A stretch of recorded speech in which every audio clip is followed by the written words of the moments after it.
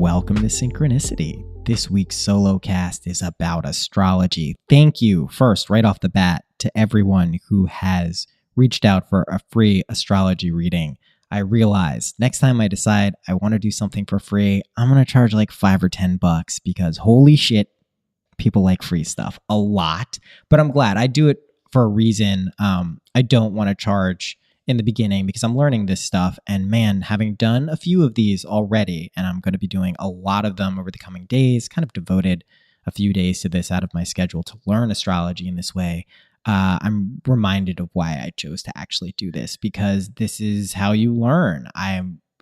Everyone's chart is unique.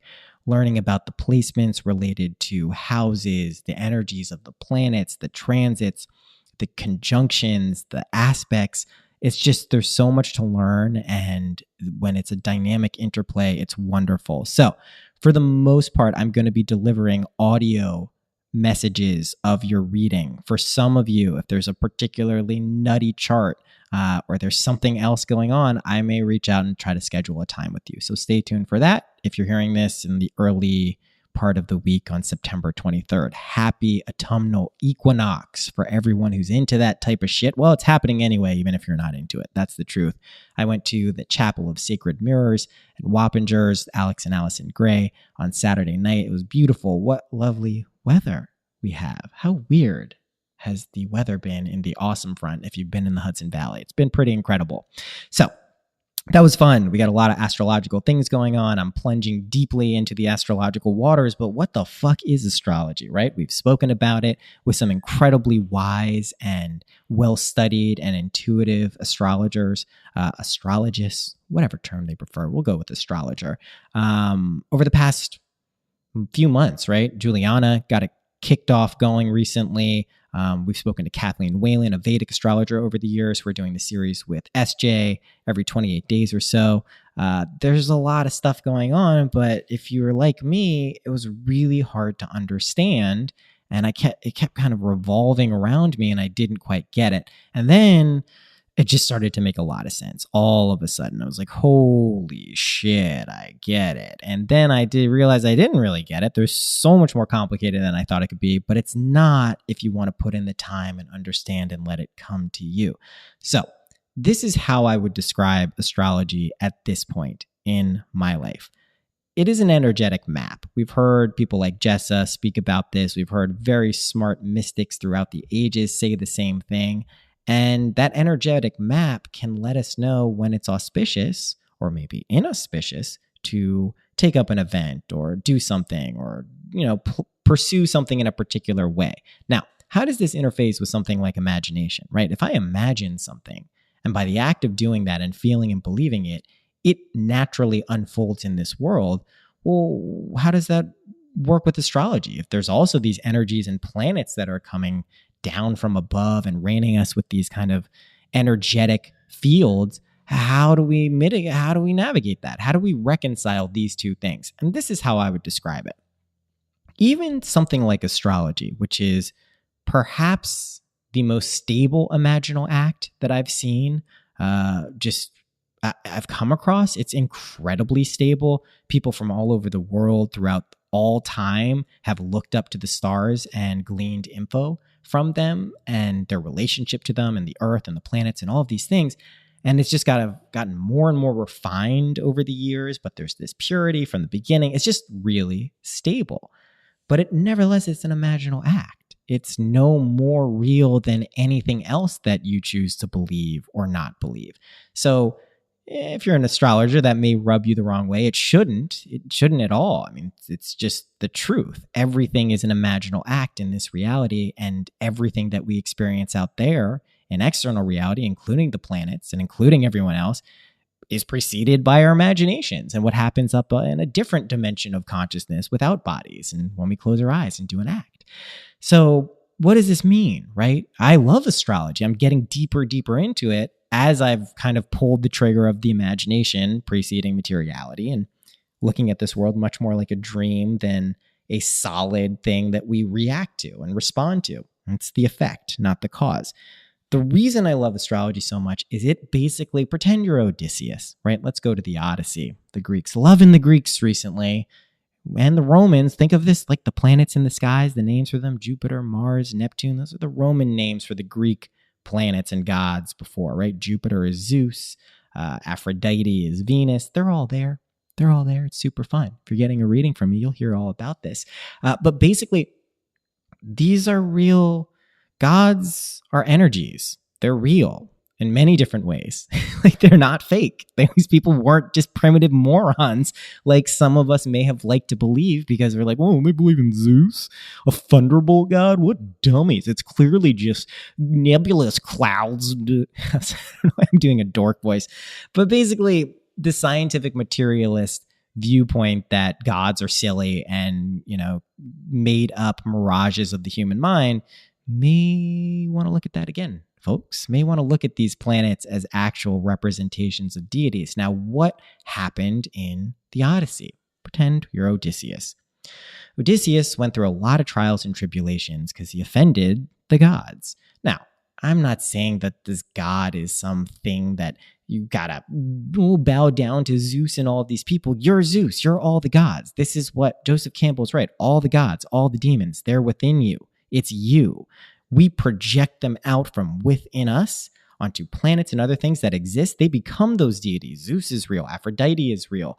Hermes is real. They're all real, but they're us. Now, if you forget that and start thinking that it's some other thing, that there's actually someone who's going to smite you, you may get tripped up. Now, how, again, does this apply to the actual transits of the planets, our natal charts, and how the planets move around, right?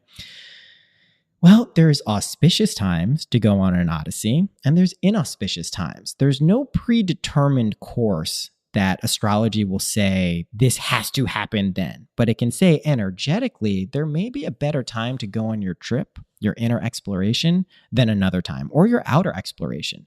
You may want to not ride right into a storm. You may not want to ride too close to the sirens that are going to crash your boat. But you may want to be like Moana, right? I love Moana so much. Raise your sail at the perfect time, have the wind at your back, and then go take on what's going on. And what happened in Moana? I'm going to do a hard pivot to Moana from the Odyssey.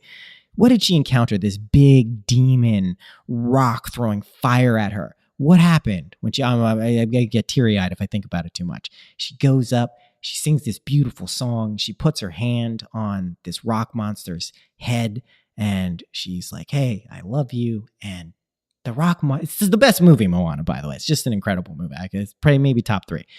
The rock monster reveals itself to be the primordial nature goddess, and she restores Maui's powers, and she gives everyone their land back. And it was the shadow. It had overcome. And she basically, it's such a beautiful movie. But basically, she gets in touch with her shadow, right? This big demon monster that was destroying the world. She alchemizes it with love. And then lo and behold, you have the winds at your back all of the time. And that's basically what we're trying to do with astrology, is figure out energetically, when do we put our sails up? When do we pull them down? When do we camp out? When do we maybe do something else that we were not doing before because we're just like, Saturn is fucking with us. Big, heavy time, Chronos, father time is like, nah. It doesn't mean you can't pursue what you want, even in those conditions. You just need to be prepared. You maybe want to take an extra weather pack, or I don't know, what do people travel on boats with? Extra life jacket, extra provisions, extra food. Astrology can help us with those types of things and strategies, right? That's what I've noticed the biggest practical benefit is. But if you get too caught up in the planets and astrology or any modality, and you begin to let it guide your life, not in a healthy balance, hey, this is a wonderful tool and energy type of thing, but think that it's some external thing that rules you, that is not what it is. Nothing rules you but you. It's incredibly awesome astrology, but you have to be able to recognize that you're the gods and you're Odysseus. Every mythological tale, every single thing in this life, even if it seems overt and literal, is actually you communicating to you about the true nature of reality, which is just that you're writing this story. And you may say, well, how could that be? There's so many other people out there. How could I be writing this story? How could everyone be writing this story? Well, If you really want to go down that rabbit hole, keep thinking about it, keep pondering it, keep meditating on that, and you'll see, rather than an impossibility, rather than something that logically just doesn't add up, it actually makes the most sense and can be felt as a direct experience rather than a conceptual reality. We love at times to live in worlds of ideas and conceptions, and those are real worlds too. But if they become hindrances and prevent you from opening yourself up to other aspects of reality, they're no longer serving you. And this is partially why the ego just gets such a bad rep. And listen, ego is a thing. Freud gave it a name, summoned it into existence. I mean, it was there all along, but it is not some separate thing from us. It is us. And you don't want to obliterate and destroy and subdue and beat down your ego. That's not a good thing to do. Even for someone who's an egomaniac, that is not the correct approach. You want to be able to approach it with love, with care, with tenderness. Go do the Moana thing where you put your hand on the head of the demon rock monster and alchemize it with love into the beautiful natural goddess that she was. Just do that and see what happens. See what happens in your life. If you can take that Moana approach, if you haven't seen Moana, go fucking watch Moana. I don't know what's the matter with you. Is it appropriate to say fucking watch Moana, a children's movie?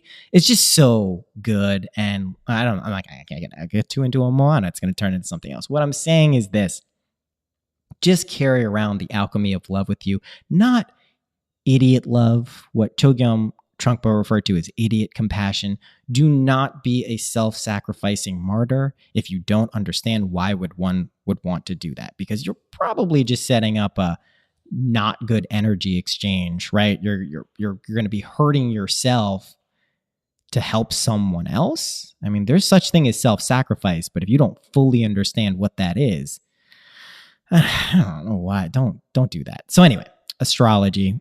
Basically, it's the coolest. I highly recommend everyone get familiar with their natal chart, right? Your birth chart. Here's all you need to get started with that. You need your birthday, you need your birth time, and you need your birth location. Now, some people don't have their birth time, and I'll tell you why it's worth tracking it down, even if it seems like an Odyssean impossibility to get through it. You get your houses reveal themselves, and your houses relate to a lot of different aspects of your life and can be incredibly helpful in terms of determining what's going on with the transiting of the planets, how they're moving through the zodiac, and also related to your natal chart. So definitely track that down. You can go to places like astro.com, sign up for a free account, enter your data, load up all of the asteroids that you recognize and some that you don't, and just go start studying which gods and goddesses and energies live in different astrological signs. It's a very deep and seemingly complex mountain, deep and tall mountain, but it's so great. It's so great. It really can help you. I'm sure you've noticed, if you're listening to this podcast, I'm sure you've noticed astrology is making a major comeback all through mainstream culture, subcultures. People get it. You can look at it and be like, that's weird, huh? And kind of be like, oh, whatever. Or you can be like, why is this happening? What wave is happening here? What can this actually tell me? So do it. Check it out. I will probably need some more time before I start opening up my books to astrology. However, if you sign up for tarot stuff, I definitely am starting to include this big time into those readings, because I'm listening to a wonderful book that I highly recommend, The Essence of the Tarot. And who wrote it? I'm going to look this up right now because she's so good. And the woman who narrates it is so awesome and perfect. Oh, I love it so much. It's The Essence of the Tarot by Megan. Oh my God. Why'd they put the thing over her name? It's called Essence of the Tarot. Megan something. I can't see what it is. They put only from Audible over her last name. Go check that out. But what she basically is laying out is that each major arcana card is associated with a planet, a zodiac sign, and a path. And for instance, we have Hermes, right? Mercury, and Venus, Aphrodite, hanging out right now in Libra. It's September 23rd. The autumnal equinox has happened, and they're doing this amazing balancing dance in Libra. So Mercury / Hermes is associated with the magician in the tarot. And the path is discipline, right? But the Empress, the third card in the major arcana, is Venus, and she's right there with Hermes, Mercury, in Aphrodite and Hermes are right together in Libra right now, and her path is love. So you have this disciplined path of love, this balancing act going on, and they'll separate in November. Mercury is going to go retrograde and they'll go their separate ways and do their separate dance. But if you understand anything about Hermes and Venus, like it's just, shit is the best is all I'm saying. And how you can apply this to your life is when you get familiar with these different modalities, they just open up different dimensions and possibilities for how you experience your life, right? If we're only looking at it from our own, I am Noah perspective, and this is my life, it doesn't, there's the dork voice again. You just expand. It's the Sagittarius moon in me recommending you do that, but you'll like it. So anyway, this is astrology. This is the Odyssey. This is everything. Thank you to everyone who has rated and reviewed recently. I love seeing those. They're really appreciated. Sign up for the mailing list. It's pretty cool. We got a lot of people on there. I'm going to start sending out some more regular emails. I'm sure you've noticed they've been coming hot and heavy at the beginning, and then holy shit, stuff's been going on. So tarot readings are open. There'll be astrology in them. I'll let you know when I fully am feeling I've grokked astrology, and then we can incorporate that into the podcast in a lot more ways. And also, what I'm doing out there on the side. I'm going to change the tarot tab to readings just because these are getting more expansive than just the tarot. So that's going on. Thanks for tuning in this episode. Questions, another Q&A episode is coming up really quickly because people have questions. Also, success stories. I am not skirting this at all. Probably in November, when I make my LA trip, I have a very big success story that I'm going to be sharing with in person.